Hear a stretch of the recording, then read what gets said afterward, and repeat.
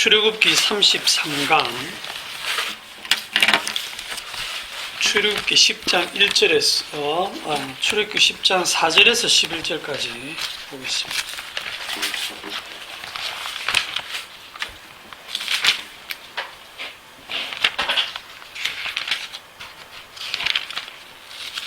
출애굽기 10장 4절에서 11절까지 교독을 하겠습니다. 제가 먼저 읽겠습니다. 내가 만일 내 백성 보내기를 거절하면 내일 내가 메뚜기를 네 경내에 들어가게 하리니 메뚜기가 지면을 덮어서 사람이 땅을 볼 수 없을 것이라. 메뚜기가 남은 그것 곧 우박을 면하고 남은 것을 먹으며 너희를 위하여 들에서 자라나는 모든 나무를 먹을 것이며 또 네 집들과 네 모든 신하의 집들과 모든 애굽 사람의 집들에 가득하리니 이는 내 아버지와 네 조상이 이 땅에 있었던 그날로부터 오늘까지 보지 못하였던 것이리라 하셨다 하고 돌이켜 바로에게서 나오니 바로의 신하들이 그에게 말하되 어느 때까지 이 사람이 우리를 함정이 되리이까. 그 사람들을 보내어 그들이 하나님 여호와를 섬기게 하소서. 왕은 아직도 애굽이 망한 줄을 알지 못하시나이까 하고 모세와 아론을 바로에게로 다시 데려오니 바로가 그들에게 이르되 가서 너희의 하나님 여호와를 섬기라. 갈 자는 누구냐? 모세가 이르되 우리가 여호와 앞에 절기를 지킬 것인즉 우리가 남녀노소와 양과 소를 데리고 가겠나이다. 바로가 그들에게 이르되 내가 너희와 너희의 어린아이들을 보내면 여호와가 너희와 함께 함과 같으니라. 보라, 그것이 너희에게는 나쁜 것이니라. 그렇게 하지 말고 너희 장정만 가서 여호와를 섬기라. 이것이 너희가 구하는 바니라. 이에 그들이 바로 앞에서 쫓겨나니라. 아멘. 오늘 제목이 아직도라고 정했어요.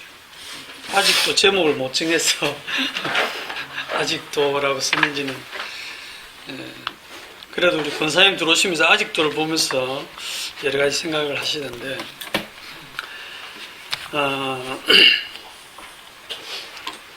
사실은 여기 7절이죠. 7절에 신하들이 바로 왕에게 왕은 아직도 애굽이 망한 줄을 알지 못하시나이까 하는, 여기서 제가 오늘 아침에 제목을 아직도 이렇게 적었어요. 원래는 장정만 가라 이랬다가 내용하고 조금 안 맞는 것 같아서 아직도로 정했습니다. 우리가 여기서 말씀을 나누고 복음을 나누다가도 이 문 밖을, 빈센트 밖을 나가기만 하면 우리 몸은 우리 눈에 보이는 것, 귀에 들리는 것, 그런 거에 딱 사로잡히게 돼 있어요. 그래서 말씀은 사실 온데간데 없고 우리가 눈으로 보고 손으로 만지고 귀로 듣고 우리가 경험하는 그 현실이 전부입니다, 우리한테. 그런데 성경은 우리가 경험하고 있는 그 현실이 진짜 현실이 아니고 그것은 안개와 같고 환상이고 가짜 현실이라고 하는 얘기를 성경은 하고 있어요. 말씀을 들을 때는 우리가 아멘하고 듣지만 실제 삶에 나가면 우리는 그거 금방 다 까먹습니다.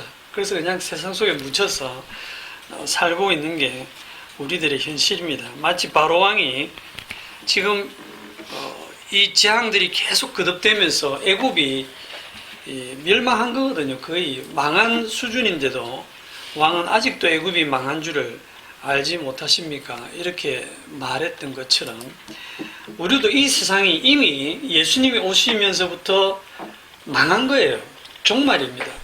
그런데 우리는 말은 종말이라고 하고 아멘하고 듣지만 실제로는 이 세상에서 영원히 살 것처럼 살고 있는 게 현실이거든요. 오늘 우리가 읽은 4절에서 11절까지 말씀은 지난주에 들었던 1절부터 3절까지 말씀이 실제 사건화되고 있는 내용입니다. 그래서 지난주에 그 1절, 2절을 다시 한번 보시면 여호와께서 모세에게 이르시되 바로에게로 들어가라. 내가 그의 마음과 그의 신하들의 마음을 완강하게 하면 나의 표징을 그들의 중에 보이기 위함이다 할 때 여기에 마음을 완강하게 한다라는 내용이 지금 오늘 본문 내용 중에 실제로 이루어지고 있습니다. 마음을 완강하게 한다는 게 뭐냐? 이게 마음을 바꿀 수 있다는 뜻이잖아요. 그 마음을 바꿀 수 있다라고 하면 우리는 이거는 벌써 게임 끝난 겁니다. 제가 아버지가 되다 보니까 또 딸내미 자랑을 하던데 예슬이가 이제 드디어 취직을 했거든요. 그래서 금요일날 그 좀 의료기 회사 좀 큰데 그 빨간 날마다 다 노는 그 회사에 128대 1의 경쟁률을 제치고 한 명 뽑는데 경력직 뽑는데 경력도 하나도 없으면서 저는 일주일만 가르치면 5년 경력입니다. 이렇게 해가지고 들어갔습니다. 어쨌든 그 사장의 마음을 사로잡은 것 같아요. 그러니까 예를 들어서 어떻게 해서 상대의 마음을 이렇게 내 마음대로 바꿀 수 있다라고 하면 10,000명이 오더라도 내가 걸리게 할 수 있잖아, 그죠? 그러니까 이게 사람의 마음을 바꿀 수 있다고 하면 지금 결정권이 지금 바로 왕에게 있는데 하나님이 그 마음을 탁 바꿀 수 있다면 언제든지 딱 바꾸어서 자기 백성 출애굽시킬 수 있죠. 그런데 하나님께서 그 마음을 완강하게 해가지고 출애굽 못하게 하시는 거예요. 그러니까 이게 진짜 웃기는 얘기거든요. 아니 지금 출애굽을 하려고 하는데 왜 출애굽의 그 어떻게 보면 좀 결정을 할 수 있는 그 바로 왕의 마음을 완강하게 해가지고 출애굽을 계속 방해하게 한단 말이죠. 그럼 거기서 우리가 알 수 있는 사실이 뭐냐면 출애굽 그 자체가 목적이 아니라는 거죠. 그 자체가 목적이 아니에요. 그래서 아마 모세도 참 중간에서 피곤할 거예요. 계속 바로 왕에게 들락날락 하는 게. 그러니까 하나님이 설명하는 거야. 내가 바로의 마음을 왜 완강하게 하는지 아냐 하고 이제 설명을 미리 해주는 겁니다. 그거는 나의 표징을 그들 중에 보이기 위함이다. 내가 애굽에서 행한 모든 일들 곧 그들 가운데 행한 표징을 그들에게 보이고 또 네 아들과 네 자손의 귀에 전하기 위함이다. 그런데 그 내용이 뭐냐? 그 전하는 내용이 뭐냐 하는 거죠. 그게 뭡니까? 2절 끝에 나오죠. 내가 여호와인 줄 알리라.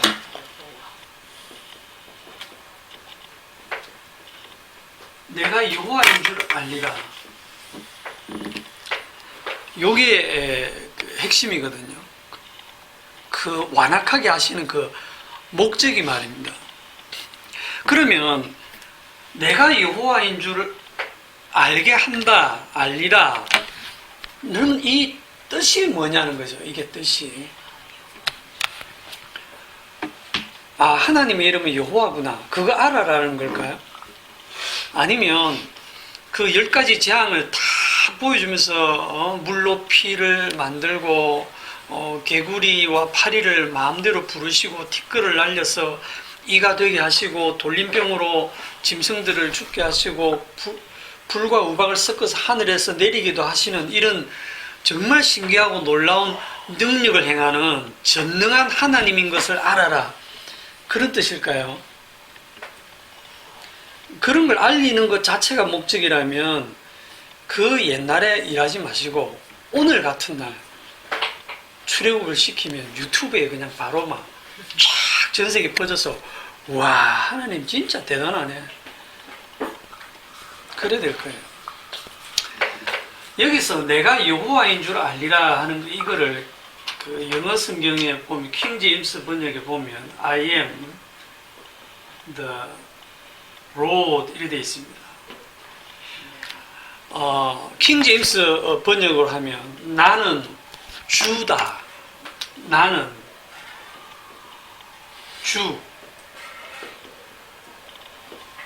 주다. 내가 주다. 이것을 알 것이다. 이런 뜻입니다. 그럼 이 주라는 게 뭐냐 하면 심판주라는 뜻입니다. 심판주. 어느 정도의 심판주냐면 심판주 마음대로 다 하시는 거예요. 듣고 나니까 좀 싱겁죠. 그러니까 내가 여호와인 줄 알리라는 게 어떤 존재를 알고 믿으라 그런 뜻이 아닙니다. 존재를 아는 거는 야고보 2장 19절을 보면 네가 하나님은 한 분인 줄을 믿느냐 잘하는도다 귀신들도 믿고 떠느니라. 귀신들 악한 영들도 하나님이 한 분인 줄 알고 뜬단 말입니다. 믿고 뜬단 말입니다. 귀신들이 또 하나님이 한 분인 줄 믿고 떠느니라 이렇게 되어 있어요. 전능한 것도 마찬가지예요. 우리는 하나님쯤 되면 전능하다는 거는 다 알잖아, 그죠? 불신자들도 알아요. 하나님쯤 되면 뭐 전능해야지. 그건 당연한 거 아니가. 그거 보여주는 내용이 아닙니다. 그래서 내가 여호와인 줄 안다 이 말은 내가 주다. 그러면 내가 주라고 하는 그 뜻이 도대체 무슨 뜻이냐 하는 것이 구약에서 이렇게 쭉 해도 사실 몰라요. 모르고 이게 이제 신약으로 오면 로마서 9장 신약 성경 이제 로마서에 와서 사도 바울이 상세하게 설명을 합니다. 자, 로마서 9장 6절부터 봅니다.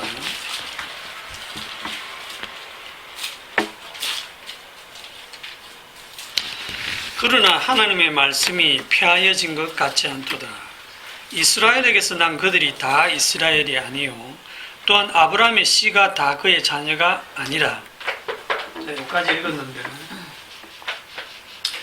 우리는 단군의 자손이죠. 우리는 한민족이고 단군의 자손인데 이 먼 나라 이스라엘 거기에 옛날에 살았던 아브라함 누가 이스라엘인지 누가 아브라함의 씨인지 그게 우리랑 무슨 상관이 있어요.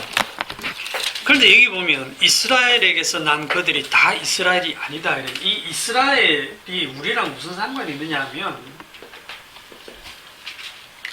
하나님께서 이스라엘만 선택하셨거든요. 전 세계 민족 가운데서 이스라엘만 선택하시고 이스라엘만 사랑하시고 이스라엘에게만 복을 약속하셨어요. 그 말은 그럼 이스라엘 복 받았네 축하한다 잘 됐네 이게 아니고요. 이스라엘이 복을 받았다라는 얘기는 이스라엘 바깥에 다른 민족 다른 나라는 뭐란 말입니까? 이 복이 복되려 그러면 나머지는 전부 뭐다? 저주라는 거예요. 그래서 심각한 겁니다. 우리가 이 이스라엘 안에 못 들어가면 우리는 저주 가운데 있는 겁니다.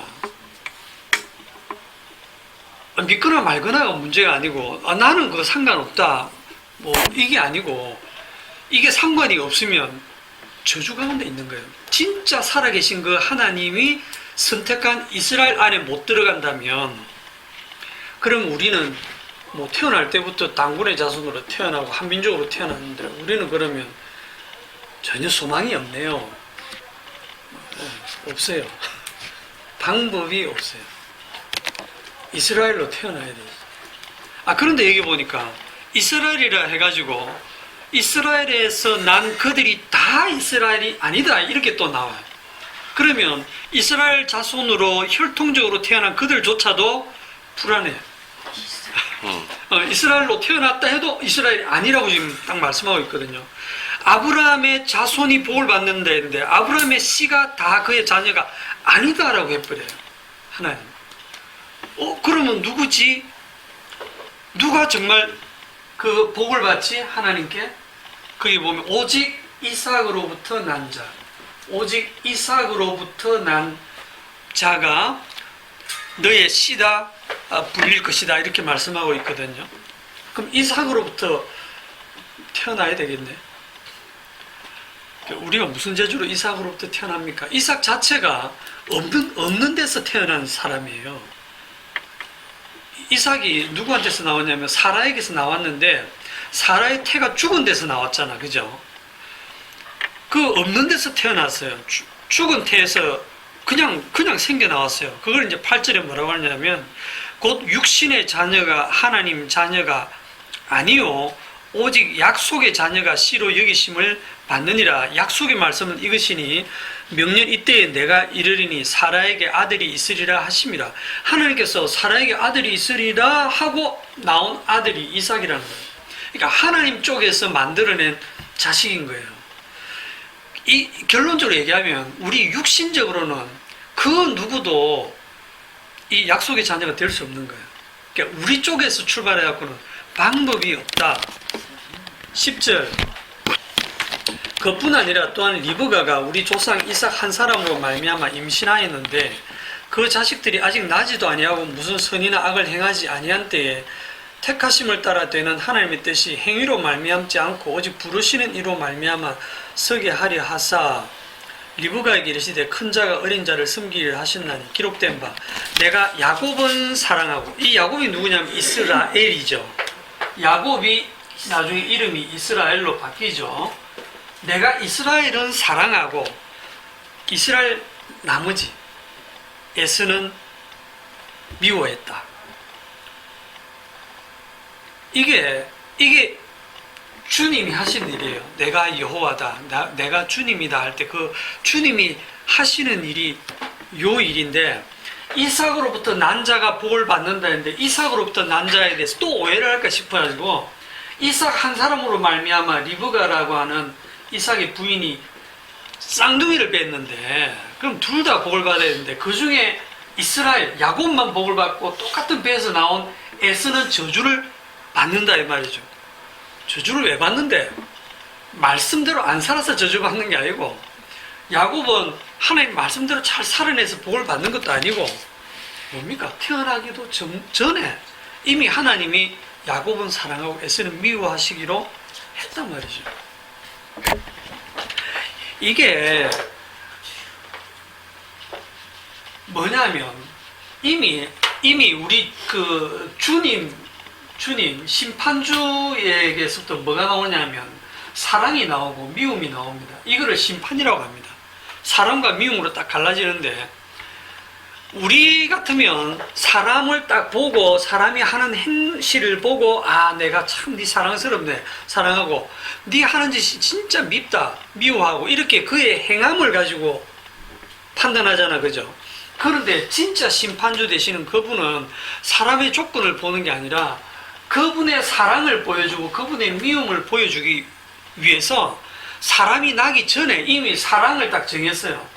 사랑받을 자리, 여기는 미움받을 자리, 긍휼을 입을 자, 저주를 받을 자 딱 정해놓고 요 긍휼을 입을 자를 차후로 창조하신 거예요. 사랑받고 긍휼을 받을 의자를 만들어놓고 거기에 앉을 사람을 뒤에 창조해서 너 여기 앉아. 넌 영원히 복받아.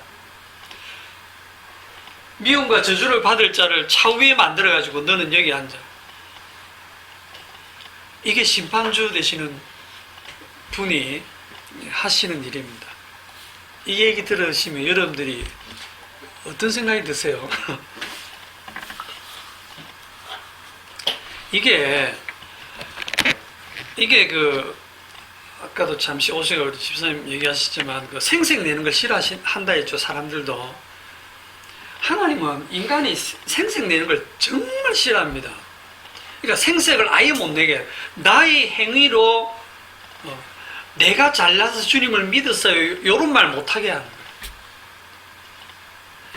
근데 보면 이 사랑이 사랑답고 긍휼답기 위해서 야곱이 어떤 모습이냐면 진짜 사랑받지 못할 모습이에요.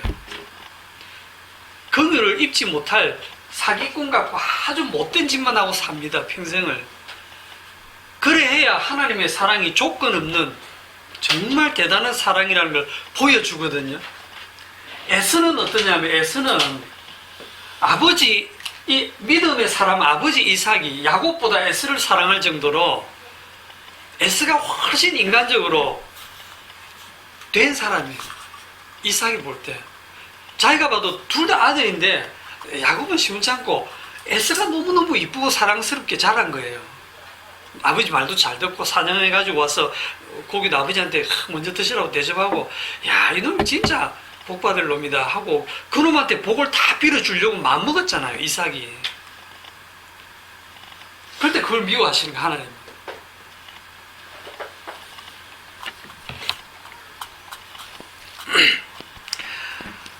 인간의 조건을 일체 안 보십니다. 그게 심판주가 하시는 일이에요. 요래 되면 이제 우리에게서 어떤 불평이 탁 튀어나오냐면, 아니 그러면 하나님이 다 정해놓고 야단을 왜 치시노?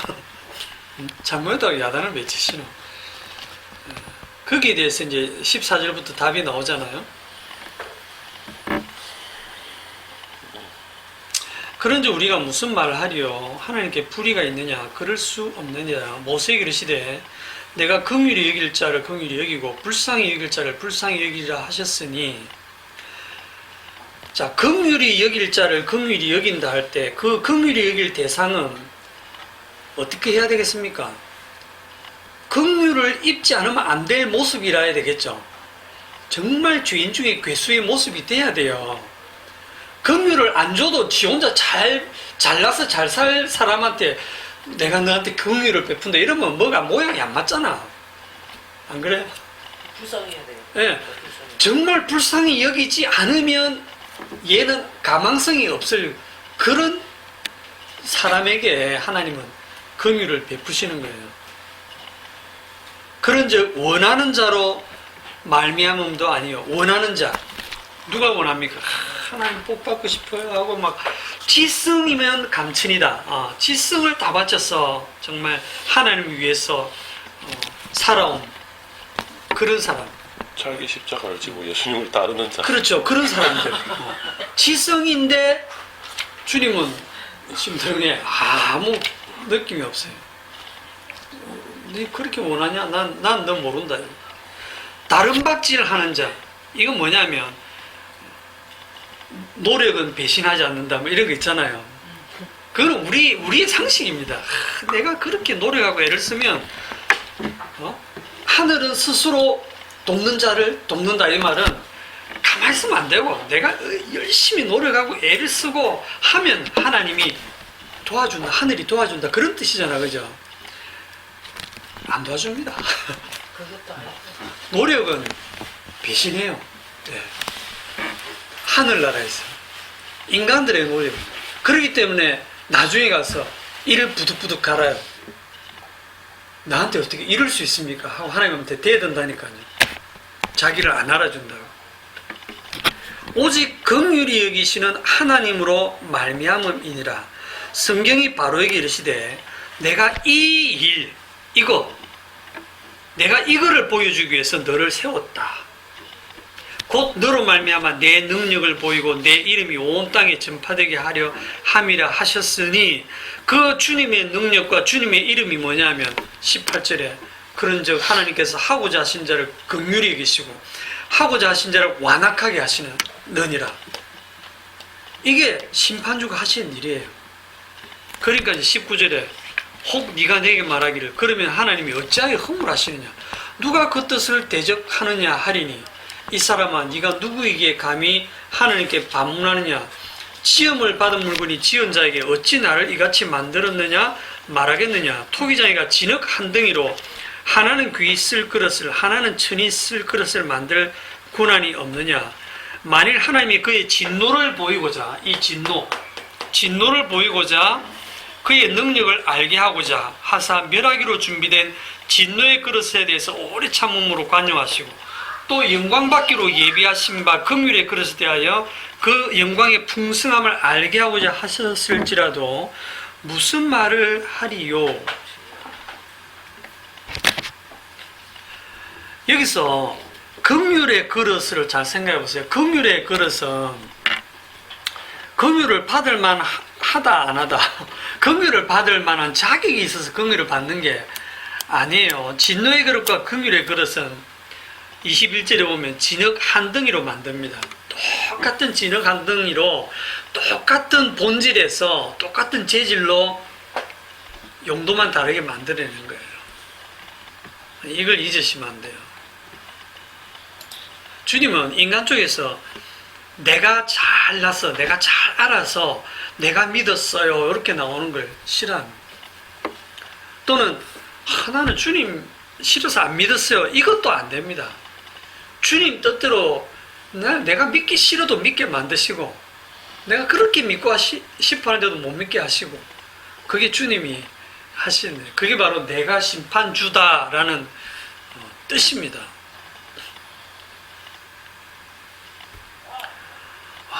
그러면 뭐 하나님 왜 하나님 마음대로 다 해놓고 우리에게 허물하십니까? 라고 할 때 이게 바로 자기가 어떤 위치냐면 이 진흙 위치가 아니고 토기장의 위치와 대등하게 써가지고 토기장이 니 그렇게 만들면 안 되지.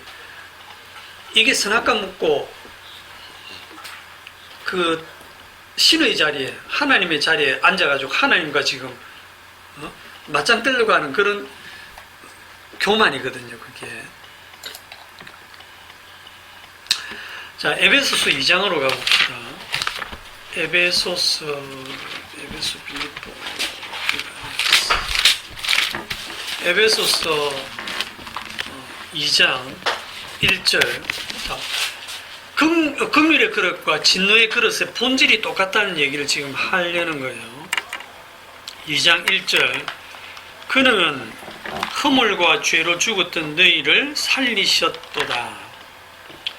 그때 너희는 그 가운데서 행하여 이 세상 풍조를 따르고 공중의 권세 잡은 자를 따랐으니 곧 지금 불순종의 아들들 가운데 역사하는 영이라. 이게 따른다라고 하니까 내 의지로 따른다라는 뜻이 아니고 공중 권세 잡은 그 마귀가 사로잡고 있다라는 뜻입니다. 그래서 안 따를 수가 없어요. 100% 우리의 육체는 마귀에게 사로잡혀 있습니다. 3절에 전에는 우리도 다 그 가운데서 행하여 우리 육체의 욕심을 따라 지내며 육체와 마음에 원하는 것을 하여 다른 이들과 같이 본질상 진노의 자녀이었더니 이렇게 딱 써놓으면 여러분들이 어떤 느낌이 드느냐면 그때의 너희는 죽었던 너희를 전에는 이랬더니 이제는 뭡니까? 달라졌다는 느낌이 들잖아, 그죠? 전에는 너희들이 그랬는데 그 말의 뉘앙스는 이제는 육체의 욕심을 따라 지내지도 않고 육체와 마음에 원하는 것을 하지도 않고 본질상 진노의 자녀가 아닌 걸로 바뀐 것처럼 느껴지잖아요, 이 본문이. 안 그렇습니까? 그런데 뭐가 변한 거냐면 진노의 그릇이었는데 본질은 안 바뀌는데 그 진노의 그릇이 지금 그리스도 안에 들어와 가지고 긍휼 아래에 놓였다라는 것만 달라진 거예요. 긍휼 아래에. 그리스도 안에서 긍휼 아래에 놓였기 때문에 정죄함이 없는 그 복으로 들어와 버린 거예요. 그 차이지 인간 본질이 바뀐 거 아닙니다. 4절에 긍휼이 풍성하신 하나님이 우리를 사랑하신 그 큰 사랑을 인하여 허물로 죽은 우리를 그리스도와 함께 살리셨고 너희는 은혜로 구원을 받은 것이라. 또 함께 일으키사 그리스도 예수 안에서 함께 하늘에 앉히시니 이는 그리스도 예수 안에서 우리에게 자비하심으로써 그 은혜의 지극히 풍성하심을 오는 여러 세대에 나타내려 하심이라. 너희는 그 은혜에 의하여 믿음으로 말미암아 구원을 받았으니 이것이 너희에게서 난 것이 아니요 하나님의 선물이라. 행위에서 난 것이 아니니 이는 누구든지 자랑하지 못하게 함이라. 하나님은 생색내고 자랑하는 거 절대 못 봐준다니까요. 우리 행위에서 난 게, 이 행위라는 거는 우리 육체에서 나오는 모든 거예요. 그러니까 우리에게서 출발해 갖고는 절대로 이 은혜 가운데 들어가지 못하는 겁니다. 10절 다 같이 우리는 그가 만드신 바라 그리스도 예수 안에서 선한 일을 하시며 지으심을 받은 자니 이 일은 하나님이 전에 예비하사 우리로 그 가운데서 행하게 하려 하심이니라. 이 구절을 딱 넘으려 해가지고 갑자기 그 앞에까지는 행위에서 난 것이 아니다, 모든 게 은혜고 선물이다라고 해놓고 딱 10절에 오면서 갑자기 우리는 그가 만드신 바라 그리스도 예수 안에서 선한 일을 위하여 지으심을 받은 자니. 진짜 말씀이 어렵게 기록되어 있습니다. 선한 일을 위해서 이 선한 일이라는 말을 딱 쓰는 순간, 그 다음에 우리로 그 가운데서 행하게 하려 하십니다. 행한다. 행한다는 건 우리 몸으로 행하는 거잖아요. 선한 일을 행하게 하려고 너희들을 그리스도 안으로 불렀다. 그러니까 그리스도 안에 들어왔으면 이제는 말씀대로 살아야 된다. 다시 또 이렇게 도돌이 제자리로 또 돌아가게만. 예? 그러니까 이 선한 일을 여러분들 제대로 풀으셔야 돼요. 선한 일. 이거 못 풀면 다시 도루묵입니다. 그럼 이 선한 일이 뭡니까? 이 선한 일이 뭐죠? 우리가 생각하는 착한 일? 예수 믿는 착한 일? 말씀대로 사는 일? 그냥 우리는 본능적으로 그렇게 생각하고 있거든요. 그게 선한 일이라고. 요한복음 5장 22절. 요한복음 5장 22절.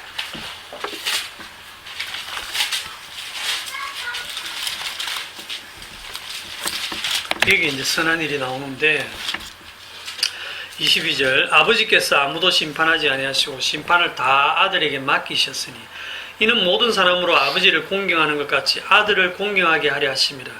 아들을 공경하지 아니하는 자는 그를 보내신 아버지도 공경하지 아니하느니라. 내가 진실로 진실로 너에게 이르노니 내 말을 듣고 또 나 보내신 이를 믿는 자는 영생을 얻었고 심판에 이르지 아니하나니 사망에서 생명으로 옮겼느니라. 여러분 24절을 보면 여러분이 행해야 될 일이 있어요, 없어요? 있는 것처럼 읽어져요. 왜냐하면 내 말을 듣고 또 나 보내신 이를 믿는 자는, 이게 조건처럼 보이잖아요. 아, 내가 주의 말씀을 듣고 내가 믿어야 영생 얻고 심판에 이르지 않고 사망에서 생명으로 옮기는구나 라고 생각할 수밖에 없는 문장 구조입니다. 그런데 이걸 풀어놓은 게 25절이에요. 진실로 진실로 너희에게 이르노니 죽은 자들이 하나님의 아들의 음성을 들을 때가 오나니 곧 이때라. 듣는 자는 살아나리라. 죽은 자들이 듣고 살아난답니다. 자, 죽은 자들이 어떻게 듣습니까? 죽은 자들은 못 들어요. 죽었는데요. 아까 에베소서 말씀이 허물과 죄로 죽었던 너희를 살리셨도다 할 때 네가 말 잘 들으면 살려줄겠습니까? 살려야 듣죠. 살려야죠. 살려놓으면 듣는 겁니다. 살려놓으니까 이제 말씀이 들리는 거예요. 아, 그 말씀이 그런 뜻이네 라고 들리는 겁니다. 그러니까 이미 죽었는데 죽은 자 쪽에서는 아무것도 할 수가 없어요. 그 죽은 자를 주님의 음성으로 살려내놓고 보니까 그 살려낸 그 상태를 나를 믿는 자라고 표현하는 거예요. 성령을 보내셔가지고 살려내고 나니까 그들이 이제 믿는 자가 되는 거예요. 그러니까 24절을 풀어놓은 게 25절입니다. 이 부활을, 듣는 자는 살아나리라 할 때 이 부활을 첫째 부활이라고 합니다. 복음을 듣고 믿어지는 자, 성령이 임해서 이 말씀이 믿어지는 자가 지금 여기에 해당되는 거거든요. 그 다음에 또 더 진도를 나가면 26절. 아버지께서 자기 속에 생명이 있음 같이 아들에게도 생명을 주어 그 속에 있게 하셨고 또 인자됨으로 말미암아 심판하는 권한을 주셨느니라. 이를 놀랍게 여기지 말라. 무덤 속에 있는 자가 다 그의 음성을 들을 때가 오나니. 요거는 또 무슨 얘기냐면 앞에 25절에 죽은 자들은 영적으로 죽은 자들이에요. 육체적으로 죽은 게 아니고 영적으로 죽어서 도무지 무슨 말씀인지를 못 알아듣는 그걸 얘기하는 거고, 여기 28절은 무덤 속에 있는 자는 육체적으로 다 죽은 자들이에요. 지금까지 이 세상에 지구에 살다가 죽은 모든 자들을 주의 음성을 들을 때가 옵니다. 선한 일을 행한 자는 생명의 부활로, 악한 일을 행한 자는 심판의 부활로 나오리라. 이렇게 하셨는데 여기서는 믿는 자, 안 믿는 자, 선한 자, 악한 자 다 나옵니다. 부활을 안 믿어도 부활됩니다. 알겠습니까? 나는 부활 안 믿어. 나는 그런 거 안 믿고 죽어버려. 내가 자살할 거야. 하나님이 살려냅니다. 주님이. 살려내서 심판합니다. 부활 믿으면 부활시켜주고 안 믿으면 부활 안 시키는 게 아니고 다 일나라. 다 깨웁니다. 다 살려냅니다. 쓸데가 없었거든. 예. 여러분 부활 믿으시면 믿지 마세요. 이 말을 잘 오해를 하지 마시고 내가 믿기 때문에 부활시켜 주는 게 아니에요. 이미 다 살려내기로 작정되어 있습니다. 선한 일을 행한 자 여기 나오죠. 이제 또 여기서 또 이 선한 일을 행한 자라고 딱 나오죠. 행한 자. 선한 일을 행하는 자는 생명의 부활로 나오고 악한 일을 행한 자는 심판의 부활로 나오리라 할 때 이 선한 일을 행한 자가 누구냐면 이렇게 써놓으면 이 문자에 또 딱 꽂혀가지고 그냥 선한 일을 막 상상하는데 24절에 나 보내시를 믿는 자가 영생을 얻었다. 그가 생명의 부활로 나온다. 그가 누구냐면 죽었는데 주의 음성을 듣고 살아난 자. 누가 살아나는데? 성령이 임해야 살아나죠. 그러니까 성령 받은 자예요. 예? 이 다 주님이 그냥 하신 일이라니까요. 여러분들이 행할 일이 없어요. 그러니까 우리는 본질상 계속 죄밖에 안 터져 나오는데 성령이 임하셔가지고 이게 죽을 짓을 내가 마땅히 죽을 죄인이구나. 주님의 십자가가 아니면 나는 소망이 없구나 하고 오호라 나는 공고한 사람이로다 탄식하면서 주님의 십자가만 소망하고 바라보는 그게 선한 일을 행하고 있는 겁니다. 여러분들이 선한 일을 행한 자는요, 선한 일을 행한 자나 악한 일을 행한 자나, 그러니까 신자나 불신자나 이 땅을 살면서 전부 죄밖에 안 짓는데 선한 일을 행한 자는 자기의 죄를 알고 그 죄를 위해서 주님이 돌아가신 걸 알고 주님의 십자가만 붙들면서 주님의 십자가를 증거하는 선한 일을 하고, 악한 일을 행한 자는 믿음이 없기 때문에 자기의 모든 육체로 종교적인 행위를 통해서 의롭게 되려고 합니다. 그렇게 열심히 신앙생활을 해요. 종교생활을 해요. 누구를 증거합니까? 예수님을 잘 믿는 자기를 증거해요. 그 사람은 평생 살아도 자기만 증거하고 살았기 때문에 그게 악한 일을 행한 자가 되는 거예요.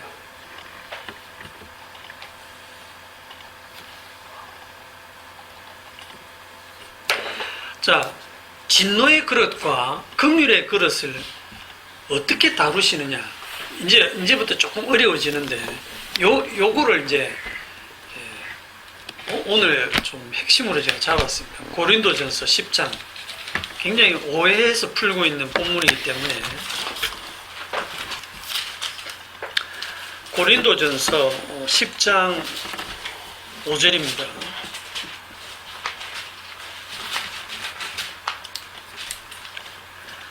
그러나 그들의 다수를 하나님이 기뻐하지 아니하셨으므로 그들이 광야에서 멸망을 받았느니라.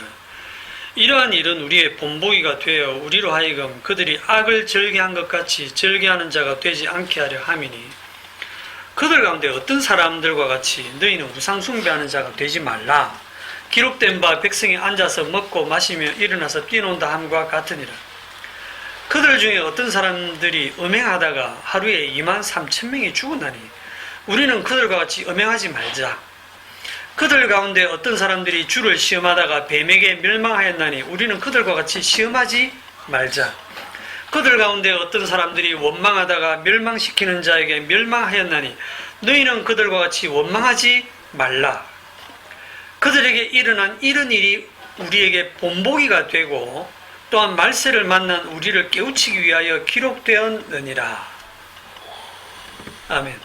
자, 여기까지 읽었는데 이 말씀을 해석을 한번 해보세요. 어떻게 해석되어집니까?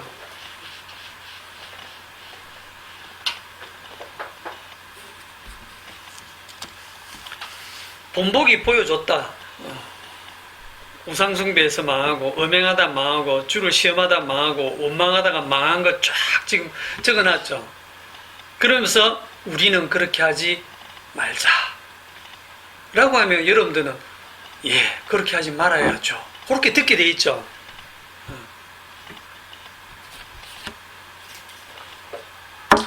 지금 이 그림을 잘 기억하세요. 지금 뭐 그 녹음 파일로만 듣고 계시는 분은 그림을 못 보실 수 있는데, 우리는 여기 모여서 하다 보면 오후에 다 말씀을 또 서로 질문하고 나누고 하는데, 이 녹음 파일만 듣는 분들은 무슨 생각을 하는지 제가 좀 도무지 모르겠어요. 궁금한 게 있으면 이메일로라도 질문을 하세요. 자, 여기 동그라미를 하나 그렸습니다. 그리고 여기가 광야입니다. 광야. 그리고 여기가 애굽입니다. 광야 바깥이 애굽입니다. 요 그림 잘 기억하세요.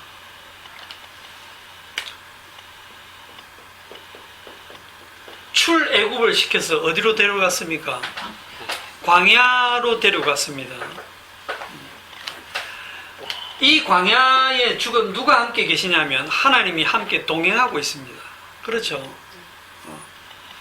여기가 하나님이 동행하는 세계고 하나님의 약속이 있는 세계입니다. 이 광야가. 이들이 약속의 땅에 들어갑니다. 애굽에 있는 사람들이 가는 게 아니고, 이 사람들이 긍휼을 입은 자들입니다. 이스라엘.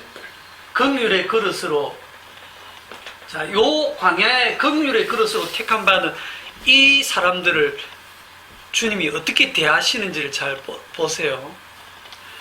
자, 요거랑 딱 비교하면 이 광야 바깥은 뭐냐면 하나님이 안 계시죠. 약속도 없는 약속 밖의 사람이죠. 진노의 그릇입니다. 맞습니까? 그래서 우리가 오늘 이 고린도전서 10장 5절에서 11절까지 쭉 읽었을 때, 여기에 지금 이스라엘 백성들이 경험하고 있는 이 광야라는 이 세계는 우리가 들어가고 싶어도 절대로 우리 힘으로 들어갈 수 없는 세계예요. 그럼 여러분들은 안 들어가서 다행이다, 나는 그런 광야에 안 들어가고 싶어, 이런 생각 하잖아. 그죠? 왜냐하면 여러분 이걸 읽다 보면 어떤 사람은 음행하다가 하루에 23,000명이 죽었다. 와, 이거 뭐, 여러분 우리가 지금 살아가고 있는 이 세상은 음행한다고 그 다음날 죽습니까? 23,000번도 더 죽었겠다. 어제 뭐 전국의 모텔에서 많은 뭐 간음이 있었겠지만 아침에 다 시체로 발견됐습니까? 재밌겠는데? 신문에 났습니까? 그런 거? 안 나요. 자주가 없겠다. 시험적으로 여러분 한번 간음을 해보세요. 안 죽습니다. 아, 참 내가 이거 위험한 발언을 했는데, 죄를 짓는 게 그렇게 쉬운 게 아니에요. 그런 죄를 짓는 게. 간음했다고 23,000명이 죽고 주를 시험했다고, 여러분 주님을 한번 시험해 보세요. 주님이 계신지 안 계신지 한번 시험적으로 막 해보세요. 그러면 갑자기 없던 뱀이 확 나타나가 여러분한테 덮칩니까? 안 덮치거든요. 원망한다고 막 하나님께 벼랑맞아 죽는 그런 일이 생깁니까? 안 생겨요. 그러니까 이런 세계는 정말 비현실적인 세계입니다. 우리가 경험하는 세계는 어디냐면 애굽입니다. 애굽에서는요, 원망한다고 안 죽고 시험한다고 안 죽고, 애굽에 살 때 간음한다고 23,000명이 하루에 죽는 일 없어요. 애굽에. 그러니까 여러분에게 그런 일이 없다는 얘기는 여러분 지금 여기 살고 있다는 겁니다. 애굽에. 진노 가운데 살고 있어요. 그냥 하나님이 버려두신 세계에 살고 있고 하나님이 쫓아낸 세계에 살고 있어요. 와, 광야로 나간 이스라엘 사람들 불쌍하다 이런 생각하지 마세요. 하나님이 특별히 선택해서 지금 광야로 딱 데려가신 거예요. 근데 그게 물도 없고 먹을 것도 없고, 성령에 이끌려. 지금 현대를 살고 있는 우리들한테 이 광야라고 하는 세계는 정말 낯설고 우리랑 별 상관이 없는 세계로 보여요. 옛날에 기록된 책 내용이고. 그러면 우리랑 상관이 없느냐? 상관없죠. 없는데 문제가 뭐냐면 이 특별한 세계 속에 우리가 편입해 들어가지 않으면 진짜 하나님을 만날 수 없다는 사실입니다. 그게 문제예요. 진짜 하나님이 어디 계시냐? 여기 계시거든요. 여러분들이 요 밖에서만 어슬렁거리고 있어가지고는 요 밖에 세계에 있어가지고 이걸 구경하듯이 보면서, 아, 나 그런 주님을 믿습니다라고 여기서 맥날 그래봐야 약속 밖에 있고 진노 가운데 있을 수밖에 없어요. 이 세계 속에 들어가서 그냥 음행했다고 하루에 23,000명을 죽이시는 그 하나님을 대면해야 됩니다. 사람이 죽으면 어차피 한 번 죽는 것은 정한 이치요, 그 위에는 심판이 있다 했잖아요. 죽으면 믿고 죽든 안 믿고 죽든 그냥 나중에 다 부활해서 하나님의 심판대 앞에 설겠는데 뭐 그때 만나면 되지 뭐, 주님을.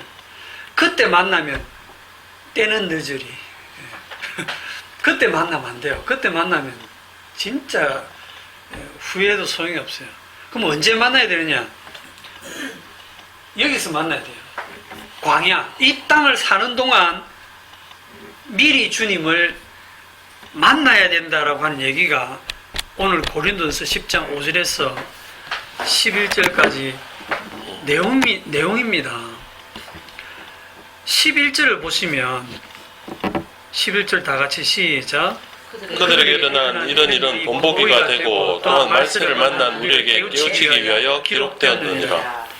요게 사도 바울이 왜 이 구절을 길게 인용하고 딱 11절을 써놓냐면 그들에게 일어난 이런 일이, 자, 이 광야 세계에서 일어난 일이 본보기가 되고 할 때 이 본보기로 지금 번역이 좀 이상하게 되는데 옛날 개혁 성경에는 거울이 되고 이래 돼 있어요. 거울이 되어, 알겠습니까? 거울이 되어 말세를 만난 우리를 깨우치기 위하여 기록되었느니라. 이걸 문자적으로 해석해 갖고는 백날 답이 없어요. 이게 거울이 되어서 오늘날 그 2000년대를 살고 있는 우리에게 이 광야가 우리에게 덕좋은 사람들은 복이 있는 자들이에요. 이제부터 얘기가 자꾸 어려워지는데 먼저 알아야 될 게 뭐냐면 여러분들이 현재 경험하고 살고 있는 내 중심의 현실 세계라는 것 자체가 환상이고 안개고 거짓되고 엉터리라는 것을 아셔야 돼요. 왜냐하면 거기가 애굽이거든요. 하나님께 버림받은 세계고 저주받은 세계거든요. 뭐 음행했다고 하루에 23,000명씩 죽는 그런 세계가 아니거든요. 여기는 하나님이 동행하지 않고 있기 때문에 그 세계에 살다가 곱게 죽으면 지옥 가는 겁니다. 그냥. 자, 이 광야 그냥 진짜 원망했다고 죽고 시험했다고 불뱀이 막 나타나서 물고 하는, 여기에 여러분들이 지금 들어가고 싶은 마음이 있는지 없는지는 그걸 일단 둘째 치고 어떻게 들어간지를 제가 설명해 드릴게요. 어떻게 들어가겠습니까? 내가 원함도 아니고 다른 박질함도 내가 성경에 있는 요 일을 한번 반복하면 될까요? 와, 내가 원망해보고 지금 내가 막 주님을 시험해보고 우상숭배해보고 내가 음행을 막 저질러 보면 되겠습니까? 아니요. 그렇게 해도 이 말씀에 있는 내용이 나한테 전혀 안 일어나죠. 전혀 안 일어나. 이거 흉내낸다고 우리가 들어갈 수 있는 세계가 아닙니다. 이거는 우리 힘으로 들어갈 수 있는 세계가 아니에요. 그러면 도대체 어떻게 들어가야 되느냐? 컴퓨터 다 하실 줄 아시죠? 제가 이거를 어떻게 비유를 할까 하다가 고민하다가 좀 알아낸 건데 비유가 적절히 맞을지 모르겠지만, 컴퓨터에 보시면 컨트롤 C, 컨트롤 V 있죠. 복사해서 붙이기. 특히 엑셀 같은 거 보면, 엑셀에 보면 요 셀이 하나씩 이리 있는데 요 칸에 예를 들어서 바탕색을 뭐로 하고 서식을 뭐로 해서 글자 폰트를 어떻게 하고 있잖아요. 그죠? 여기가. 근데 여기에 글자는 좀 뭐 다르게 돼 있다고 하면 여기서 여기로 복사를 하는데 요걸 컨트롤 C 해갖고 여기 컨트롤 V 딱 붙일 때 그냥 붙이면 똑같이 복사되고, 붙일 때 어떻게 붙이냐면 서식만 복사 요게 있어요. 서식만, 수식만 복사, 서식만 복사, 속성만 딱 복사하면 딱 붙이는 순간 요 글자체가 저 글자체로 바뀌고 바탕색이 저거로 탁 바뀌고 겉모양은 겉모양 그대로인데 요 서식만 요대로 바뀌는 거예요. 이런 거 아시죠? 이거 컴퓨터 해봐야 하는데.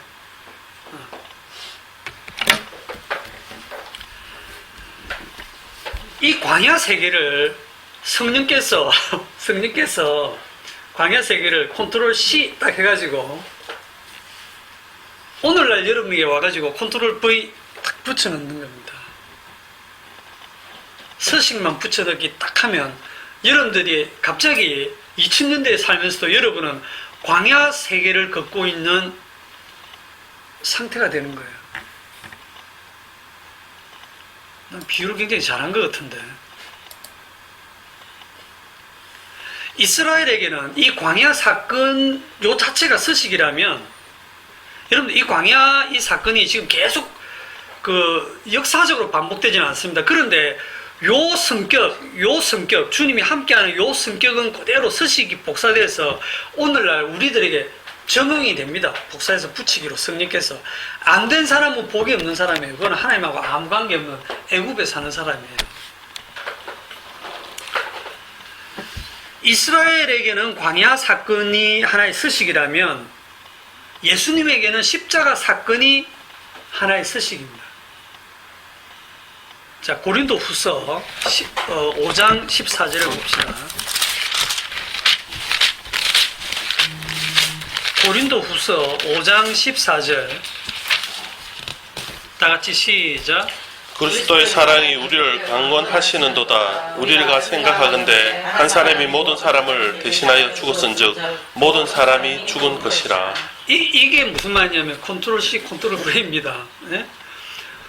우리가 안 죽었어요. 안 죽었는데 2000년 전에 우리가 태어나기도 전에 예수님이 십자가에서 죽으셨어요.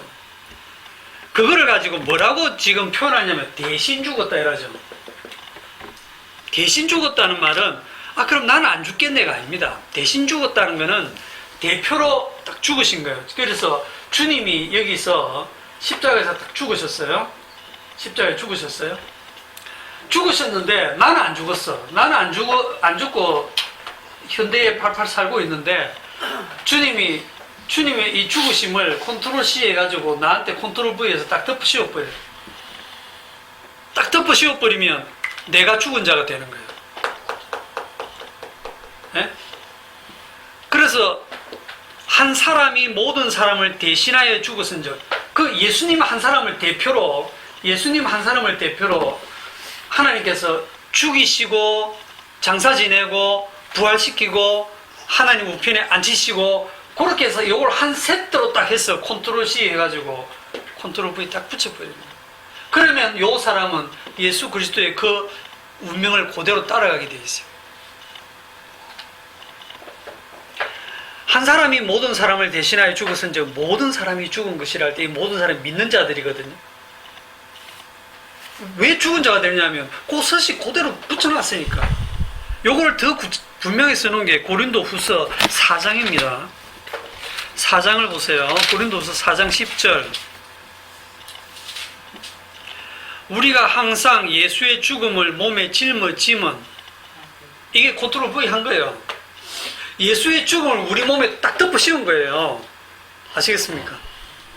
예수의 죽음을 우리 몸에 짊어짐은 예수의 생명이 또한 우리 몸에 나타나게 하려 함이라. 나타나요. 왜냐하면 예수의 죽음을 딱 짊어졌으니까 예수의 부활이 우리에게 또 나타난단 말입니다.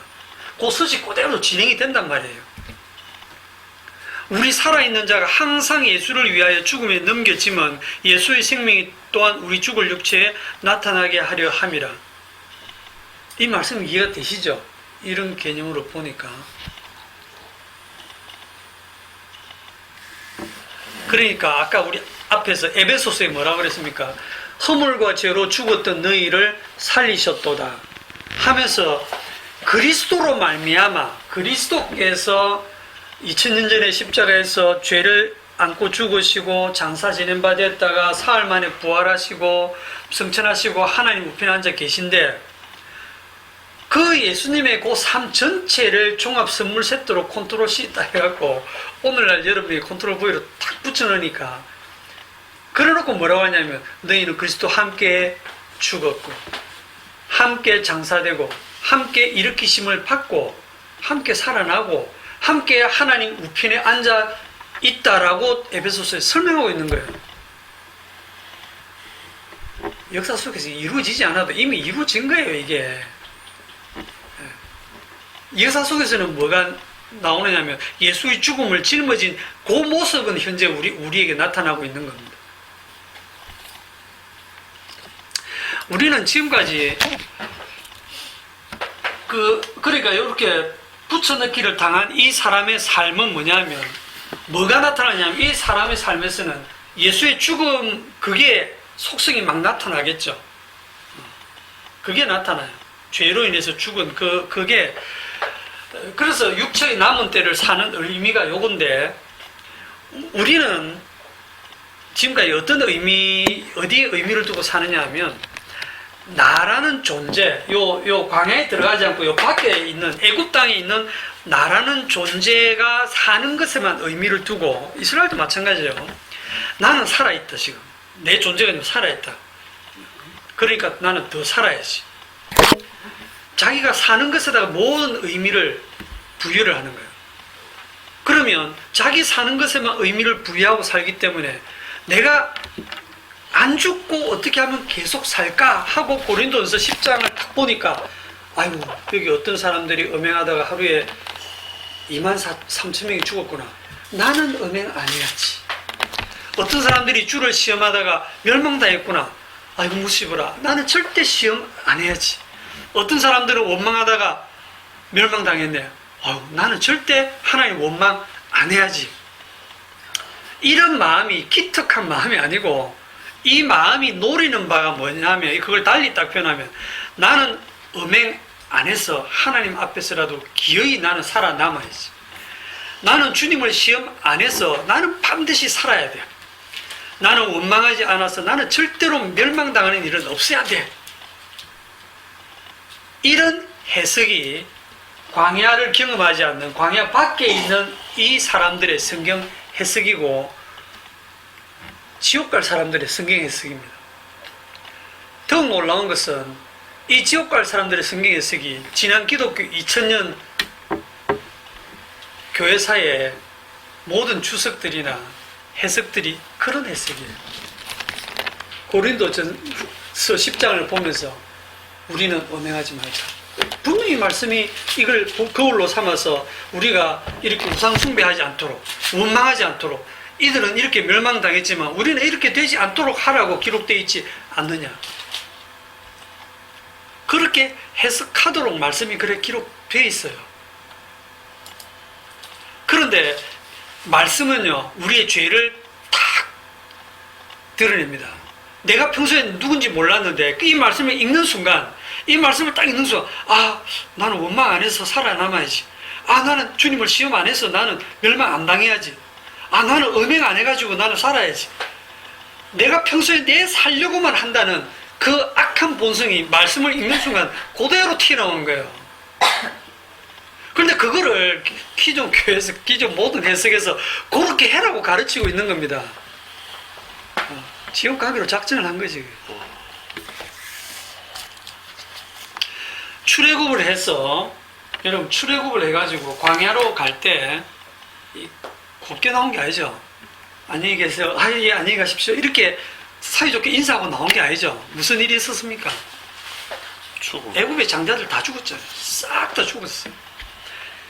얼마나 귀합니까? 그 장자가 그 다 죽었다라는 뜻이 뭐냐면 이 애굽은 하나님 볼 때 쓰레기라는 거예요. 쓰레기 처리하는 과정이 10가지 재앙입니다. 쓰레기 처리 작업 중이에요, 주님이. 원래 다 쓰레기입니다. 사람은 사람이 아니고 죄인입니다. 죄인을 다르게 표현하면 쓰레기예요. 죄인은 재활용이 안 돼요. 재활용 쓰레기도 아니고 그냥 무슨 봉투고 종량제에 넣어가지고 버리는 그래서 소각시키는 쓰레기예요. 이 쓰레기라는 말을 이제 여러분들이 들으면 기분이 안 좋을 수가 있어요. 난 사람인데 성경에 보면 고린도전서 4장 13절에 보면 비방을 받은 자 권면하니 우리가 지금까지 세상에 들어온 것과 만물의 찌꺼기 같이 되었도다. 만물의 찌꺼기가 쓰레기 아닙니까? 아예 쓰레기라고 기록한 데도 있어요. 예레미야 애가 3장 45절. 쓰레기는 내가 지어낸 말이야. 이거 성경에 있습니다. 예레미야 애가 3장 45절. 다 같이 시작. 우리를 문나라 가운데에서 쓰레기와 배물로 삼으셨으므로 우리를 문나라 가운데에서 쓰레기와 폐물로 삼으셨습니다. 폐기물, 쓰레기로 삼으셨다. 네. 자, 여기에 보면 이제 잘 보세요. 애굽은 쓰레기로 하나님 취급해서 그냥 여기서 다 처리했습니다. 다 버렸어요. 그리고 이렇게 하니까 이스라엘 사람들이 무슨 착각을 하냐면, 야, 저놈들 쓰레기라서 다 심판받아 다 죽었구나. 우리는 괜찮은 존재야. 그래서 우리는 선택받아서 구원받은 거야. 라는 착각을 하는 거예요. 여러분, 애굽은 애굽에서 버리는 쓰레기고요. 이스라엘은 광야로 갖고 나와서 버리는 쓰레기입니다. 예. 처리 과정이 조금 달라요. 본질은 똑같은 쓰레기입니다. 그러니까 나는 복음을 아니까 괜찮은 존재라고 생각하지 마시고, 나는 복음을 아는 쓰레기다, 이렇게 생각하셔야 돼요. 그러면 이 차이점이 뭐냐면, 애굽에 있는 이 쓰레기들은요, 왜 자기들이 버려지는지를 모르고 버려집니다. 마치 노아 시대에 먹고 마시고 시집가고 장가가고 하다가 홍수가 나서 저희를 다 멸하기까지 깨닫지 못하더라. 우리 왜 죽는 거지? 모르고 그냥 다 죽어. 다 처리돼. 그런데 긍휼의 그릇으로 택함받은 자들은 이 광야 세계로 들어가가지고 왜 자기들이 멸망받아 마땅한지를 알고 깨닫고 죽어요. 깨닫고 버려진다니까. 그게 은혜입니다. 그래서 이 광야 세계는요, 하루에 23,000명이 음행하다가 죽는 곳이에요. 여러분, 하루에입니다. 이거 40년 동안 23,000명이 죽은 게 아니고 하루에 23,000명이 죽었다는 것은 하나님이 의도적으로 죽이신 거예요. 이게 어떤 세계인가 하는 거를. 그리고 광야는 만나도 하루치만 줘서 하루씩 탁탁 줘서 하루 먹고 살고 하루 먹고 살고 정말 특수한 세계거든요. 그 세계, 사람이 살 수 없는 그 세계로 끌어들여가지고 말씀으로 살아간다고 하는 걸 보여주는 그 세계. 그러면서 너희들이 얼마나 말씀대로 살지 않는 쓰레기인지 알아라고 이걸 허락을 하신 거예요. 이 광야 세계가 컨트롤 C에서 오늘날 여러분 마음속에 컨트롤 V로 성령에서 딱 붙여진 자들은 고린도서 10장을 딱 읽으면서 내가 원망하는 자네, 내가 우상숭배자네, 내가 주님을 시험하는 자네, 나는 이미 이 안에서 나는 이미 죽은 자네, 나는 얘들과 똑같은 쓰레기네 하는 것을 보게 됩니다.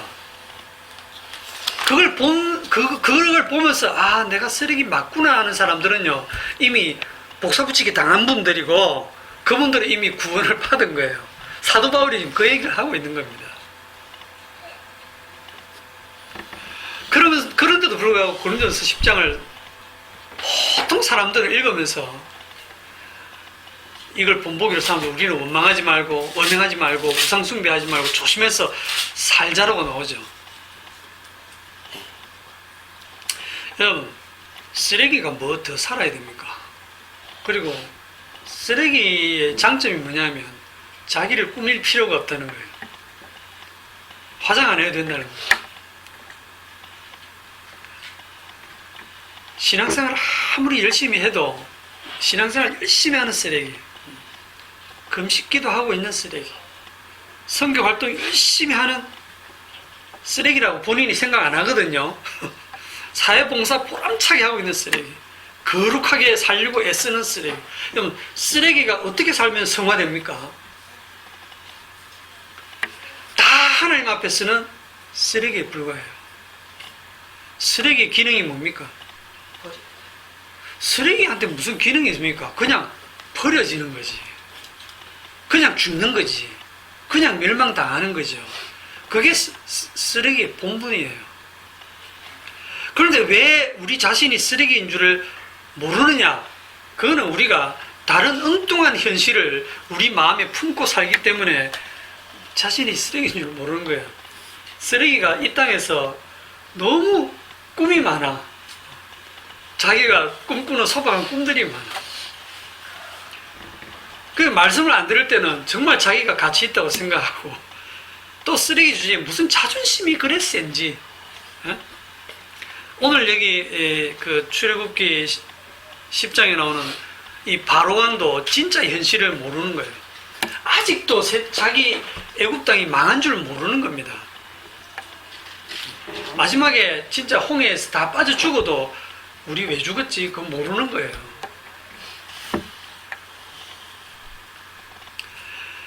그 출애굽기 아까 10장 어디를 보냐면 10절에 보시면 오늘 본문 참 출애굽하면서 출애굽기 본문은 별로 안 보고 그죠? 계속 다른 얘기만. 출애굽기 10장 10절에 보시면 바로가 그들에게 이르되 내가 너희와 너희의 어린아이들을 보내면 여호와가 너희와 함께함과 같으니라. 보라 그것이 너희에게는 나쁜 것이니라. 이거를 뭐 좀 이상하게 해석을 하시는 분들이 있던데, 지금 바로왕이 모세와 아론을 불렀습니까? 아니요. 신하들이 임금님 우리 한 거 모릅니까? 지금 이래가 저 사람들 그냥 보내가 안 됩니다 해갖고 바로는 대답도 안 해요. 자존심이 상하니까 가만히 있습니다. 신하들이 하는 대로. 그래서 신하들이 가서 다시 데리고 들어왔어요. 모세와 아론을 다시 데리고 들어오니까 바로가 그래 가라. 가는데 가라 하고 끝내면 됩니다. 항복하면 되는데 누구 갈 건데? 딱 이래 물은 거예요. 구실을 이제 안 보낼 구실을 또 잡는 거예요. 누구 갈 건데?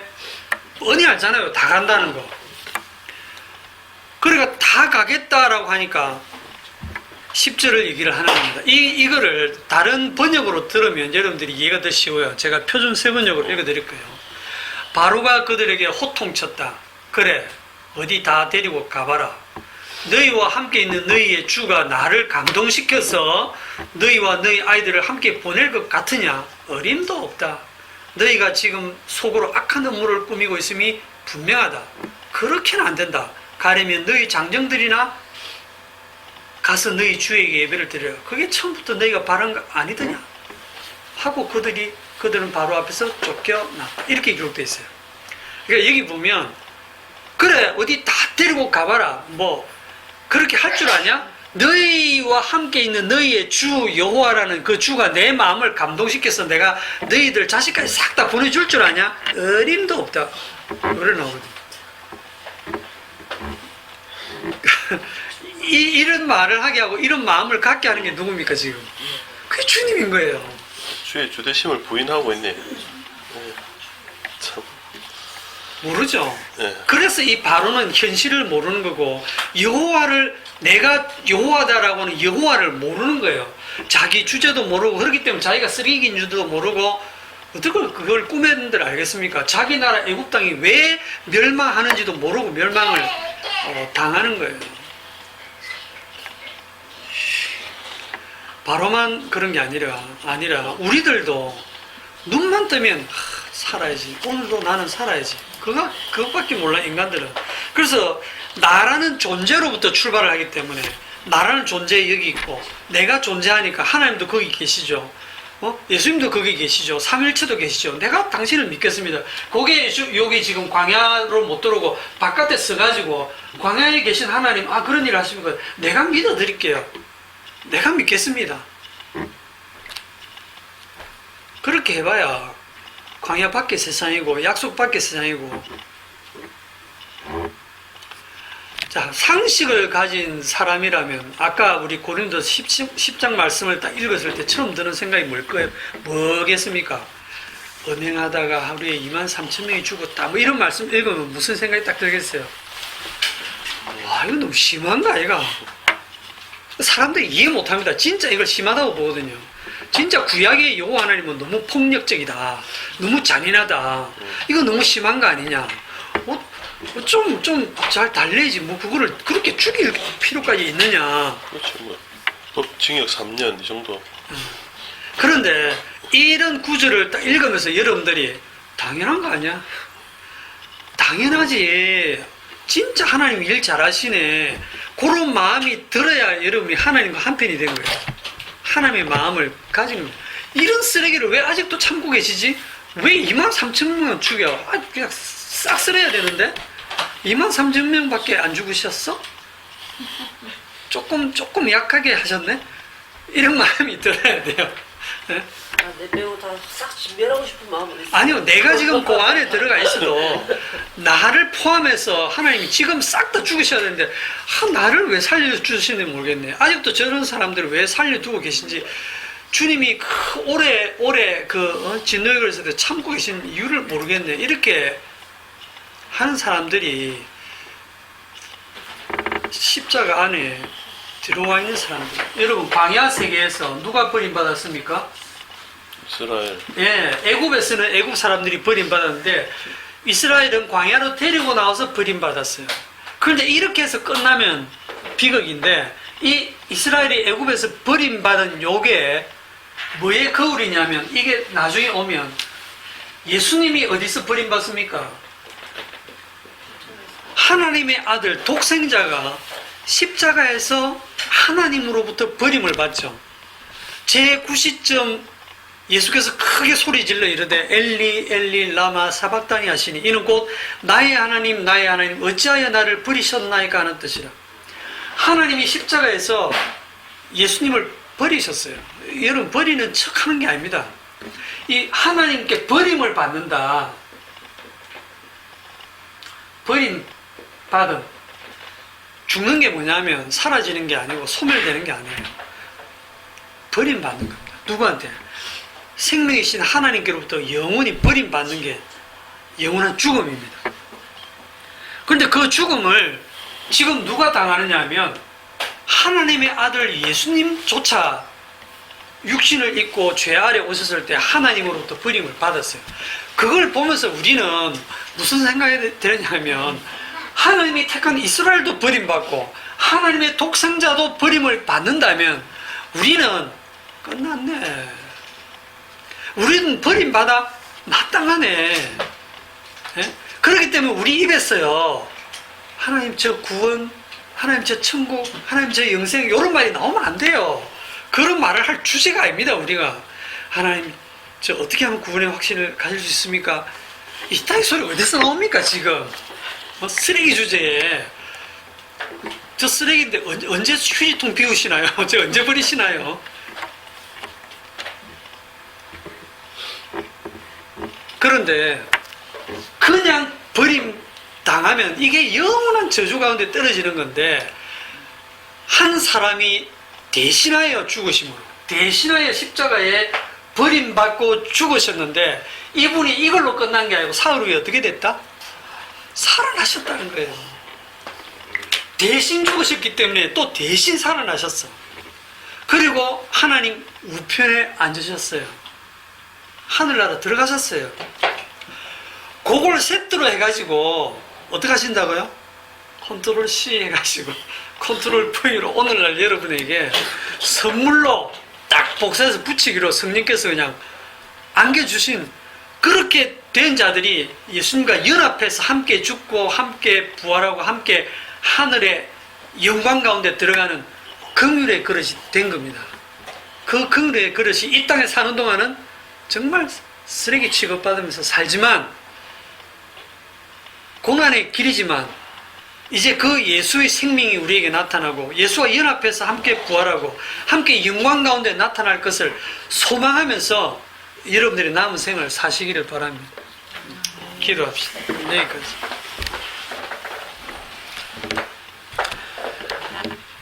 하나님 아버지, 광야에서 이스라엘이 버림받고 십자가에서 예수님께서 우리를 대신하여 버림받으신 것을 보면서 우리의 남은 육체의 남은 때를 어떻게 살아야 될지를 생각하게 하시고 그 예수님의 삶이 우리에게 그대로 덮쳐져서 예수의 죽음이 우리의 남은 육체의 삶에 적용될 때 비록 그것이 고난이고 힘든 길일지라도 그것이 장차 올 영광을 바라보는 길임을 깨닫게 하시고 주님의 십자가만 증가하고 자랑하는 저희들의 삶으로 이끌어 주옵소서.